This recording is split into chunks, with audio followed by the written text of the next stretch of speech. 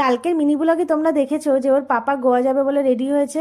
ভোরবেলায় ফ্লাইট আছে, এয়ারপোর্টটা দূরে বলে একটু তাড়াতাড়ি বেরোচ্ছে।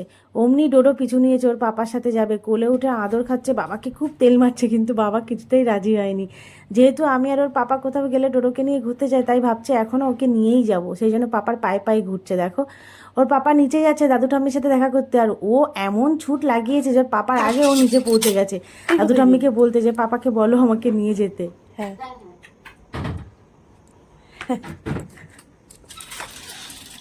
এই বেরিয়ে গেল। ওর পাপা বেরোনোর আগেই ও দৌড়ে বেরিয়ে গেছে, দেখেছো? এদিকে গাড়ি চলে এসেছে, সেই জন্য আমি ডোডোকে কোলে নিয়েছি, আর ওর পাপা গাড়িতে করে যাচ্ছে বলে ডোডো এমন ভাবে দেখলো, তোমরা তো দেখতেই পেলে, চোখের পলক পড়ছে না, জানো। টাটা।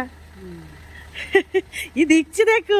ডোডোর পাপা বেরিয়ে যাবার পরে আমার কোলে আমার দিকে তাকিয়ে আছে কিছুক্ষণ, তারপরে চিৎকার শুরু করেছে। কোনো রকমে বুঝিয়ে ঘরে নিয়ে এসেছি, এসি চালিয়ে দিয়েছি, বাচ্চা এখন ঘুমিয়ে পড়েছে, জানো তো।